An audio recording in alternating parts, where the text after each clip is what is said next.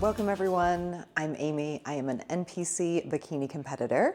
I'm also a nutritional therapy practitioner, and this is week 17 of my 2024-5 reverse vlog.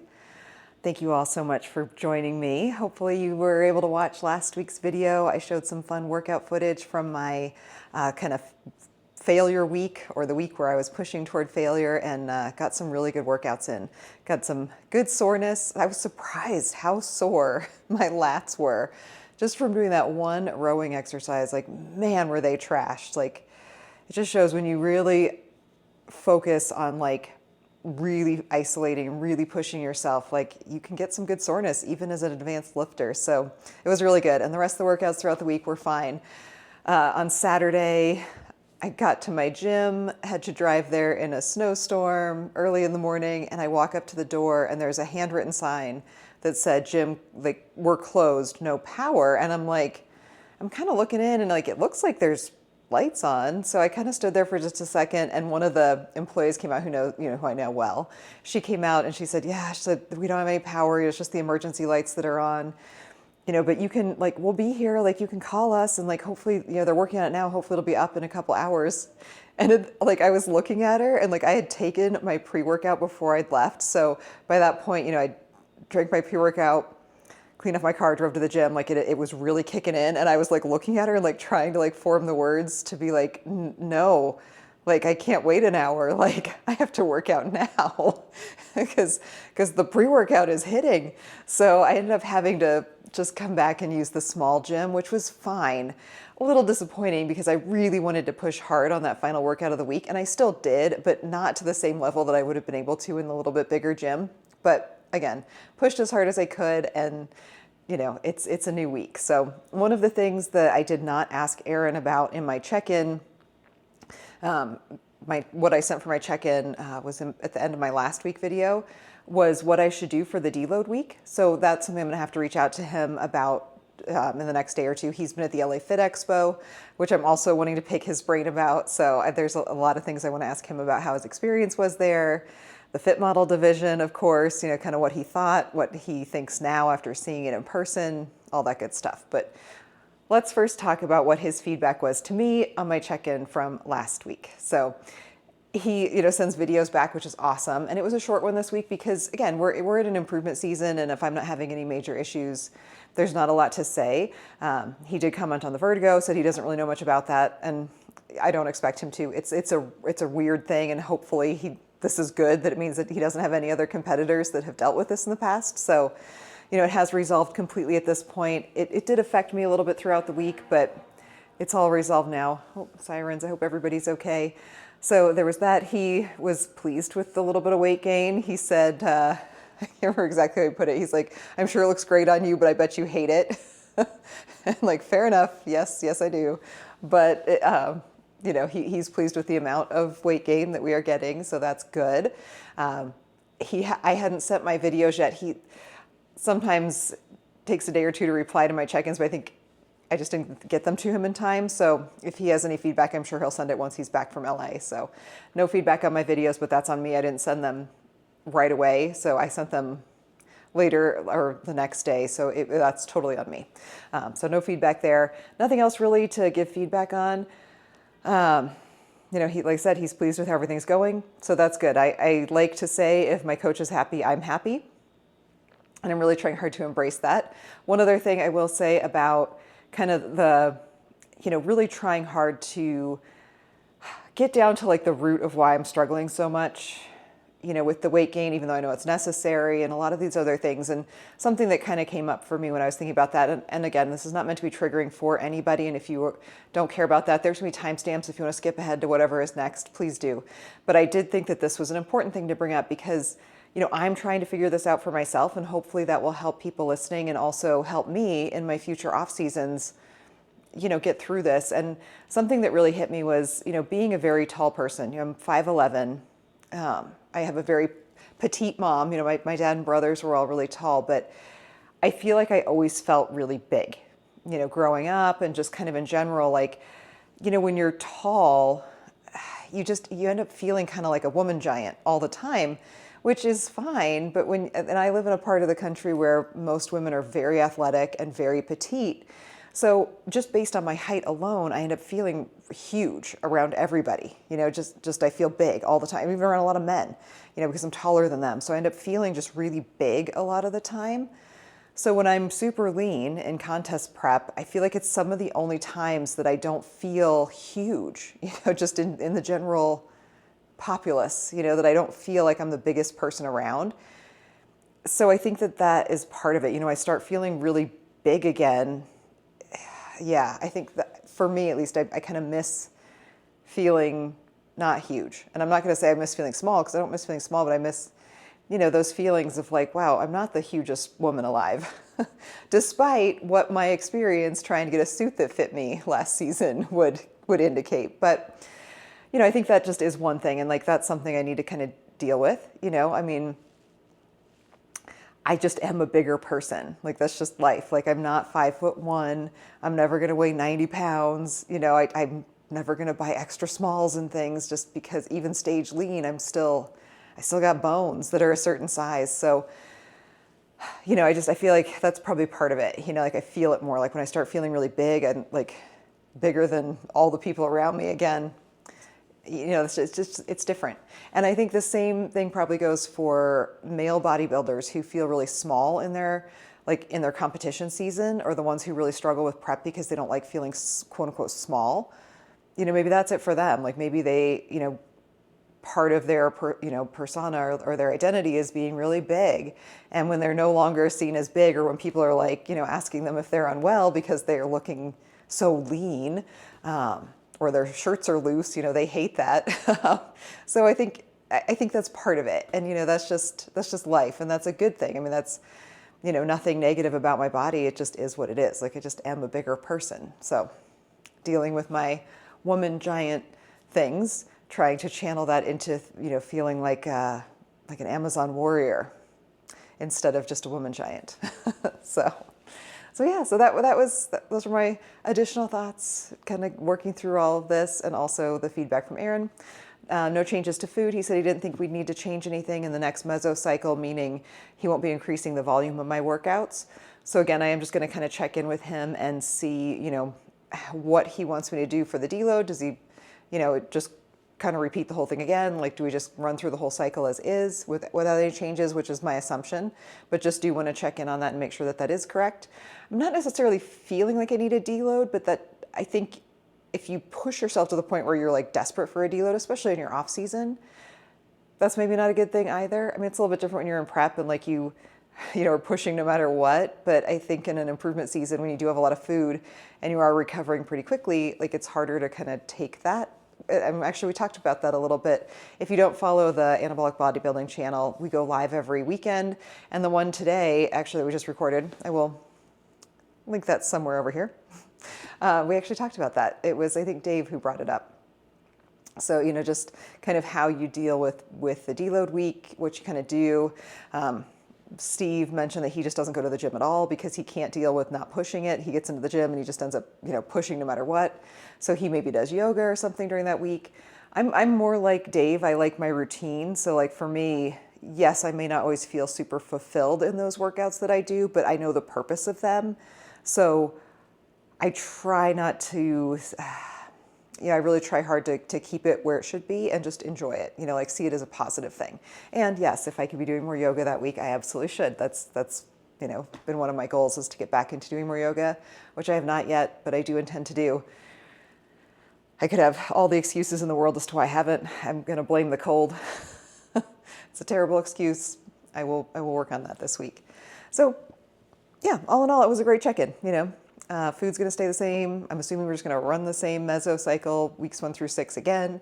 Start with the deload week and then go weeks 1 through 5 and just see how it goes. So I am excited. Like I said, Aaron was at the LA Fit Expo and it was the very first fit model show of the year. This was the first time anybody has seen what fit model looks like. And I saw a few little clips on Instagram. It looked a little clunky.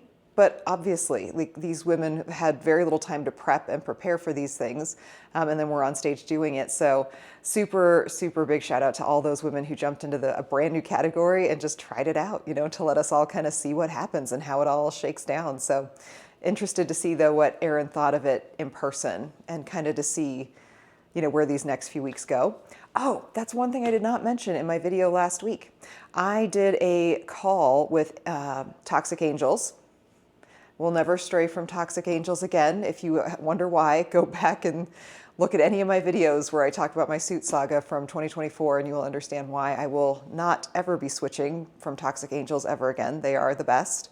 Had a great call with Kat, just to kind of talk about the fit for the fit model suits. I sent pictures. I didn't feel like I needed to do a video with her because I know my measurements, so I sent my check-in photos, and they were actually the check-in photos from that morning, so she could see how I was looking and get her feedback on what sizing I should do. She recommended that I go with the medium front coverage and medium back coverage. So that's what I will do, and then also just do the large top. I know from having previous suits with them, and when I sent my check-in or my pictures to her, I'm wearing a Toxic Angels posing suit, so it was really easy for her to see that yes, the large top fits me perfectly, so definitely go with that size. And the bottom coverage, she did recommend the medium, and that's what was hard to figure out on the website because there was no fit guide, and of course they don't really know yet. So I looked at some of the pictures that they had, and they had Laura Moore-Shea, who is an IFBB Bikini Pro, who's over 6 foot tall. I think she's 6'1". She was one of the models that they showed the suits on, and they had her wearing the small. And she's a much bigger competitor than I am. I mean, obviously she's a Bikini Pro, so she has a lot more muscle. But that's kind of why they recommended that I do the medium, because the small on her was like too small. So yeah, I think I'm going to order it. I'm going to make that decision probably today because they are running their anniversary sale right now. I think the sale goes through Tuesday, but I don't want to push it and I don't want to forget. So it's an awesome sale. It's 20% off. It makes the suit extremely reasonable. And like I said, it makes it about the same price as a posing suit. So I can just use it as a posing suit, which is totally fine. Yeah, so I'm excited about that. It was a great call. I really appreciate that they do that for free. I mean, we were on the phone for maybe 5 minutes just for her to look at the pictures. We kind of chatted just a little bit. I verified that it does come with the sliders, just so it can be adjustable, because there's no connectors, so there's no way to adjust it unless, you have the slider there. So it'll have the sliders. I can do the hollow fabric. So, I wish I had it still. I think I might have it at work, but the fabric samples that I got, I am going to go with the hollow emerald, which is the color I really love. So that's exciting. So even if I don't end up using it as anything other than a posing suit, at least it's a color that I would consider doing for a bikini suit. So that'll be exciting too. All right, I think that's it for the intro. I don't have a lot else going on this week.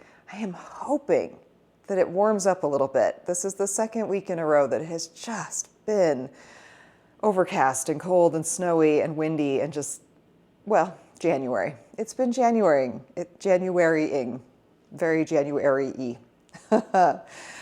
We'll know by the end of today who's going to the Super Bowl. If you are a fan, as I am, I'm actually recording this during halftime of the Commanders game, so I have to wrap it up pretty soon and get back to the game. But I'm excited for the Super Bowl coming up, and oh my gosh, the Arnold is just barely over a month away, so I will certainly be talking more about Arnold things, all the cookies. Super excited to see everybody again. Really, really excited. And it's going to be funny. I'm hoping I can redo the picture. Unfortunately, Steve is not going to be at the Arnold, but I took this picture. I'll insert the picture here that I had taken of me and Steve and Erin. And I was, of course, like a week out from my last show of the year. So I was like so lean and they were both so big. And now it's going to be the opposite. Me and Aaron at the Arnold, he'll be super lean because he's competing and I'm in my off season, so I'll be all fluffy. So my waist will not be as small as their biceps, which is what I said when I posted that picture to Instagram back in October. Because I think that at that point they probably were. Aaron's arms are huge and Steve's arms are huge too, but I think that for sure their arm circumference was bigger than my waist. Not anymore, but that's fine. It's okay to be a woman giant. All right, I'm really gonna go now. So hopefully whatever comes up after this, it'll be in the description box below. And I do appreciate you all so much for being here, and I will see you here in whatever comes next. So I finally was able to record what I've been teasing for several weeks, which is this interesting way that I figured out how to do hip thrusts with dumbbells at my little baby gym. So I'm just showing how I use I think they call that the trap strap, and then a couple of dumbbells. And you'll see me here, you kind of loop it through on one side and then wear it like a seatbelt, low across your hips. And these are the 50-pound dumbbells that I am heave-hoing around. So you have to kind of just get it situated. Like I said, it's kind of like a seatbelt. I do try and make it so that the padded side is like touching me, but the Velcro does sometimes get a little bit on me, and it can cause a little bit of an abrasion. So just be careful with that. If the Velcro is pretty intense on these, as it should be, it's going to be supporting 100 pounds of weight here in a moment. So get that all into place, get myself into place. And there we go. So this is my deload week. And this was just a warm-up set doing 100 pounds. And actually, this is a really comfortable way to do a hip thrust. Like I really like it. I feel like I can get a really good depth. I mean, because with the plates, you know, the bumper plates, sometimes it keeps you from getting like a really full range of motion. Whereas with the dumbbells, I mean, I'm almost able to touch my glutes all the way to the ground on each rep, which is pretty cool. And I know that short girls would have a similar issue with range of motion probably as a tall girl. So it's nice to be able to get a really full range of motion on these.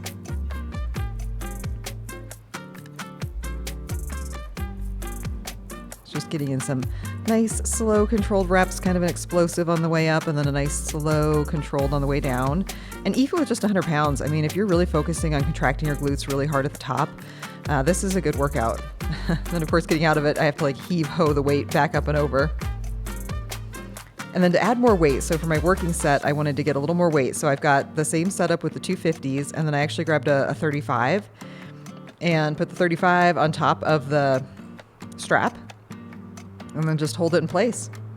And the nice part about this is if you try and put like a really big dumbbell across your hips, which I would sometimes do at a gym that had dumbbells that went up to 100 pounds, it stops your range of motion, you know, because the weight's so wide that you can't really get it stops you because the weight is kind of, you know, touching your stomach and touching your legs. So you can only go down so far, like with good form. So this is great. And I mean, I could have used the 45, but it's just kind of an awkward setup. So, and again, it is my deload week, so 135 pounds was plenty to get some nice slow reps with a lot of reps in reserve, you know, just trying to kind of get a good pump. And yeah.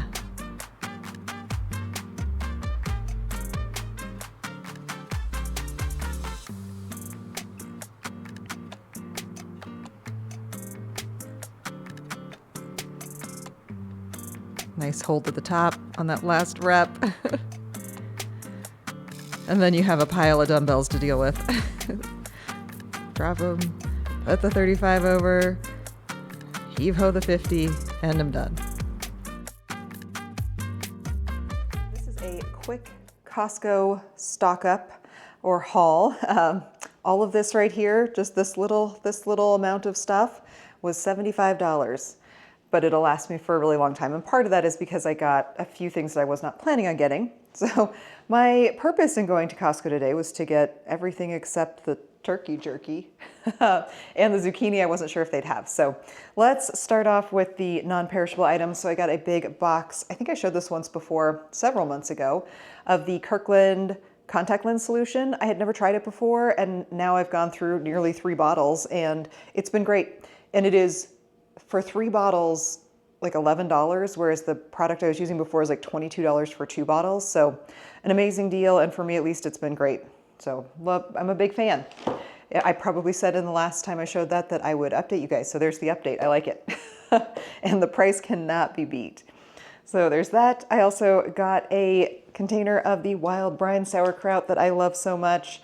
If you are sleeping on this product, do not, because it is absolutely the best price you will find for sauerkraut. Raw, organic, full of probiotics, super tasty, super good for your gut. Also another jar of the Better Than Bouillon reduced sodium chicken stock. it's still, it's not as cold as it has been, but it's still cold enough that I've been enjoying some nice warm beverages, and this is one of them. If I'm not wanting to do like some decaf or some tea at night, maybe do a little bit of bone or the bouillon is really, really tasty. And then like I said, I was able to find the organic zucchini. I've been eating a lot of zucchini lately, and I was excited to see that Costco had these big bags of organic zucchini. So they're a 3.5 pound bag. It was $8. So a little bit less expensive than like Whole Foods, not by a whole lot, by like 20 cents a pound, but still good savings. And these are just, they're so nice and really dark green. I am excited. Those are going to be really, really good. And this was the thing that I purchased on my way out because I was starving.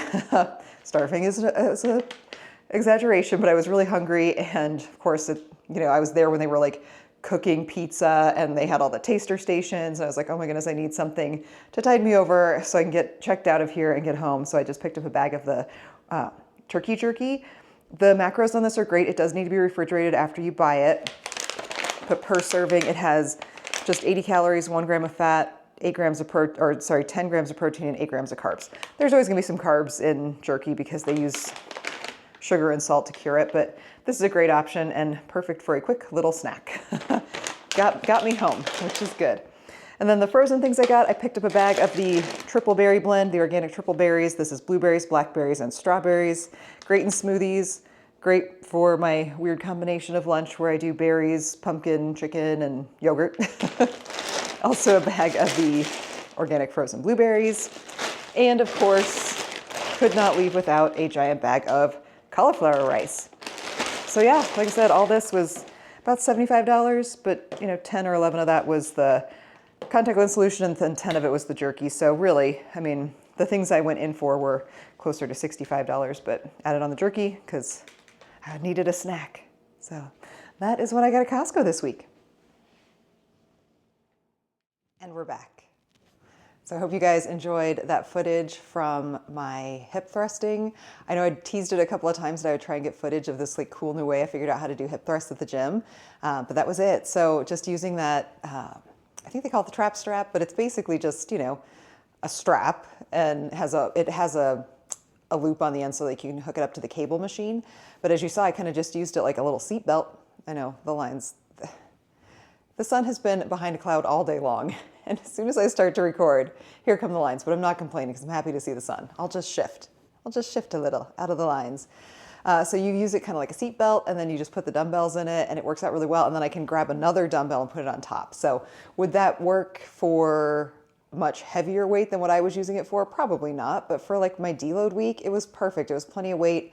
And I really love how I can get a really full range of motion without the bumper plates stopping me. And ultimately, it's pretty easy to set up. I mean, setting up for hip thrust is always a hassle. Like unless you have a hip thrust machine at your gym, which I do not, or a glute drive, none of my gyms have ever had one.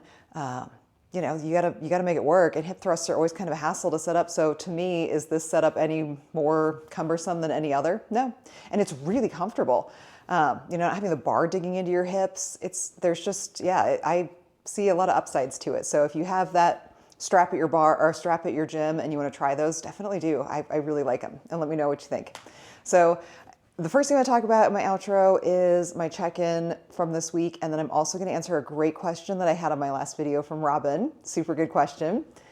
So let's first start off talking about what I sent for my check-in this week. Here are my check-in photos and shocker, there's a little bit of posing footage coming as well. I did some quick posing after my workout. I was like, you know what? Just bring your heels. Like I used to bring my heels to the gym with me every time I went because there was an area to pose. And there's a perfect spot to pose at this gym too.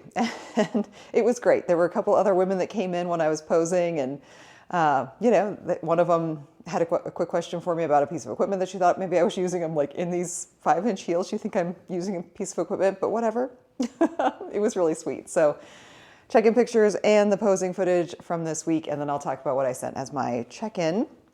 So this is my 9th check-in with Erin, which is so awesome. There, see the light now is going away, but we are making it work. 9th check-in, crazy. Issues with digestion? The answer to that is none. How do you feel overall well-being? I said, good. Not a lot to report this week. My resting heart rate has been high for me this week and my HRV is very low, but I'm feeling good. Attached pics of my weekly averages from the last 5 weeks. I also had a couple of pretty high blood sugar readings, but when I retest 2 hours later, it comes down. So that's something that he and I have definitely been, kind of chatting about. I do have a family history of kind of an unusual type of diabetes, it's a type 1B-ish diabetes. My grandmother had it and she was diagnosed in her probably 60s or 70s. She lived to be almost 100, so it's hard. It was probably when she was in her 70s. And it was controlled. She was never overweight, so it was just a pancreatic insufficiency. And it was so funny. I'll tell this one cute story about my sweet grandma. Oh, if I can find a picture of us, I'll insert it. Oh, she was just the most amazing woman. She was tiny. I mean, by the time she passed away, I don't know if she was well under 5 foot tall. Like she was just a tiny little thing, but man, was she a spitfire. We went out we were out and about. Like I was kind of driving around to do a few little errands, and she was well into her 90s. I mean, like late 90s at this point. And she asked if we could stop at, what is the store with the Frosties? Arby's, right? Wendy's. Wendy's has the Frosties. So she wanted to go to Wendy's because she wanted a Frosty, and that's all she wanted. Like she legit ate just a Frosty for her lunch, and then when we checked her blood sugar when we got home later, it was like 400. I'm like, Grandma, you can't do that. But it was really sweet. So I know I have a family history of diabetes, so it is something I keep an eye on. That's why, Aaron and I kind of chat about it. Next question is about my recovery or my workouts. How's recovery? It's my deload week. I said I wasn't sure if I quote unquote needed a deload, but it's been great and definitely needed after pushing so hard last week. I'm feeling recovered and ready to ramp it back up next week. So yes, I did, coming off of that week where I pushed it, so hard. And like I said, I feel like maybe I could have pushed a little harder, but man, my first workout on Monday, I was shocked how really fatigued my legs felt, even doing much lighter weight than I had done the week before. So clearly I needed it. So as the week has gone on, the workouts have felt really good and I feel really well recovered, which is great. So ready to ramp it back up again for the next 6 weeks. Exercise I'm having issues with, none. Anything else I should know, nutrition, schedule, personal. I said, which you guys already know, I ordered a fit model suit. It won't arrive for several weeks, but I'm excited to try it out and start practicing the fit model posing. So that's the one update. Weight, blood pressure, how much water I'm drinking a day, how much I stuck to the diet, quality of sleep. I put it as a 7 this week, and I'll kind of explain that a little bit more. Recovery obviously is like a 9 or a 10. I mean, it's not quite a 10 because I did have some kind of residual at the beginning of the week, feeling like I was a little bit under recovered, but then by the end of the week, it was super high. So that's why I gave it a 9. It was really good. Stress, I put 5. It's normal, just middle of the road kind of stress, not a super stressful week, which was nice. Appetite, I put in a range from 5 to 9. I said I've had a couple of days with really high food focus and cravings. It's not true hunger, just oddly really strong cravings. And I wrote, I'm always hopeful that maybe it's a sign of my cycle coming back. So yeah, it's been a little bit strange. I even in prep didn't really have strong cravings, and I know I'm not hungry, but man, have I had some just intense cravings or drives to eat, which has been kind of unusual for me. And like I said, hopefully it's a hormonal thing and my cycle's coming back. So that's what I'm hoping for. Steps, glucose, any other feedback about supplements. So I said, I'm going to add in the estrogen cream. I thought it would arrive. I put in there today, but there were some issues with the pharmacy. So it's hopefully going to arrive early next week. He had mentioned last week that we could add in progesterone, which I thought I'd told him I do use a progesterone cream. So I said it again, I do use progesterone cream. I'm hoping the estrogen will help trigger my cycle. My sleep schedule and then personal goals, be honest, areas you could do better in. Number 1, posing always, and mobility. And I did some posing this week, so there we go. Number 2, start my deep spring cleaning. I have another closet that I need to do an overhaul on, and I also really want to deep clean my fridge and freezer, and I'll explain more about why I need to deep clean my freezer a little bit later on in the outro. Sleep quality was my number 3, or sleep quantity, sorry. I sleep well, but I know I feel better with more than 7 hours a night. I'd like to be closer to 8 consistently. So this week I did have a couple of nights where I did not sleep well, had some really vivid dreams. I'm one of those people who has really vivid dreams that I remember that are so lifelike that I sometimes feel like I haven't slept because I've been so active in my dream all night long. So I had a couple nights like that, but then also just a couple of nights where I was getting, around 6 hours of sleep. And that's just, it's not enough. Like, she needs her beauty sleep or else she is looking a little haggard. Pumps with my training sessions, they were low. I mean, I wasn't getting like super great pumps, but I was getting a nice like blood flow feeling into my muscles, but it was not like I was getting like a sick pump because I wasn't lifting like really heavy weight, especially after coming off of last week. Workload, I put as a 2, on a scale of 1 to 10. I mean, it felt good, but it wasn't like I was doing nothing, but it also was not hard by any means. Anything else I should know about training? I said I have a little intermittent pain, very mild, like a 1 to 3 in my right knee. Nothing super notable, and it's not painful on any lifts. I think it's just tight. I've been spending a little extra time on mobility and rolling this week, and it's helping.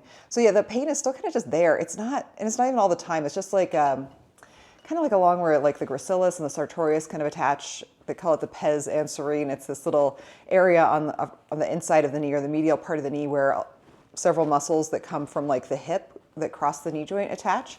So kind of just like a weird little like kind of pain that comes up along that side of the patella.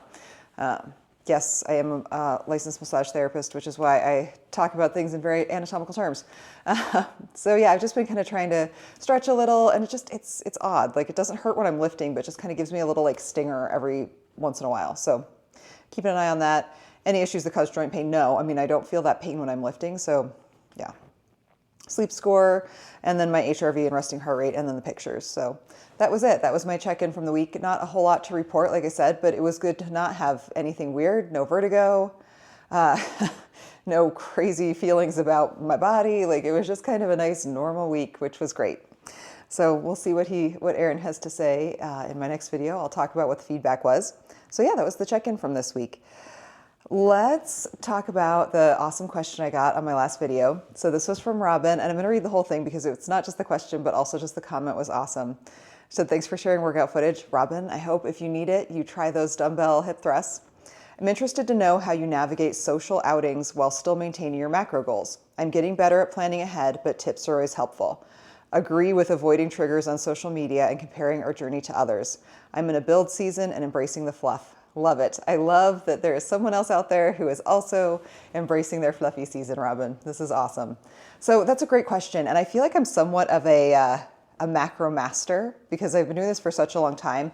But I also, even before I had like specific physique goals, I have never been afraid of asking for exactly what I want at a restaurant. And perhaps this comes from just my upbringing. When I was a kid, my dad worked for a company at the time was called Noble Cisco, which I think now is just Cisco. So it's a food distribution company. They sell food to, restaurants, jails, schools, whatever, so all that stuff. So that's what my dad did. So I spent a lot of time in professional kitchens as a child. And I think that just made me not like have any reservations about being like, I know there's a lot of food back there. I can ask for exactly what I want, especially if I've looked at the menu and I see that, look, they have chicken. They can absolutely grill it because they have other grilled items. I know they have chicken breasts back there because it's in this dish.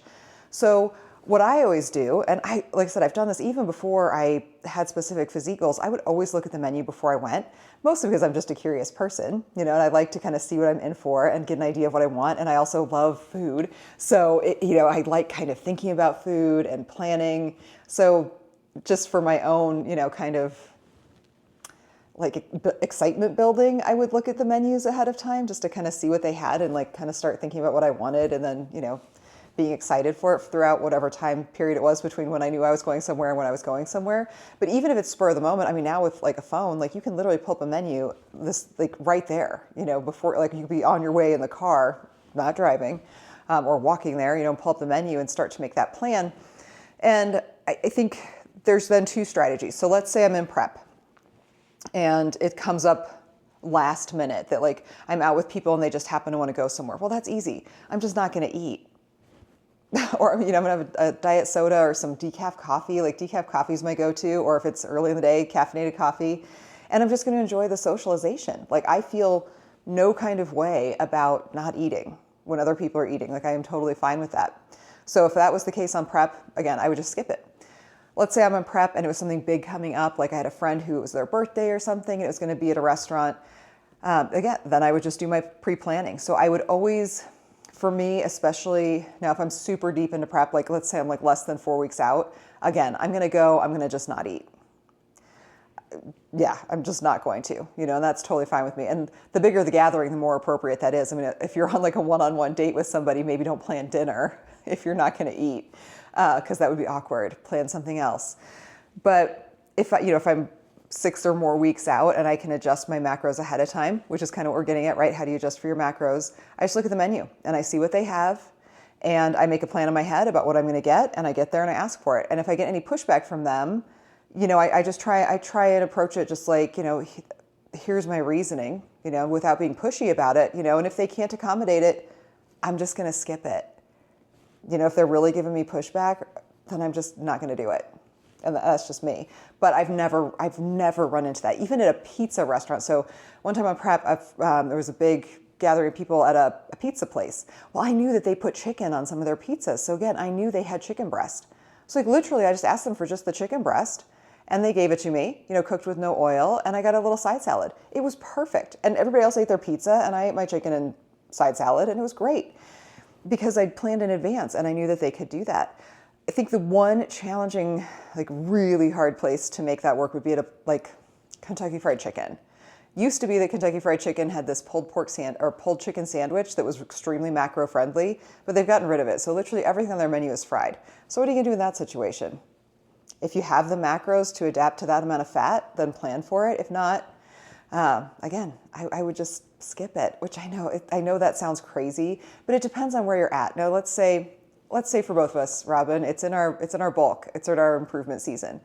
Well, then you have the option of just treating it as a free meal, not being crazy about it, but just, make wise decisions, but order off the menu, and maybe just ask for them to cook something with less oil. And I always just, when I am going out, I always err on the side of like way overestimating the amount of fat, because that they're adding way more oil and way more everything to everything because that's what tastes delicious, right? Fat and sugar and salt taste delicious.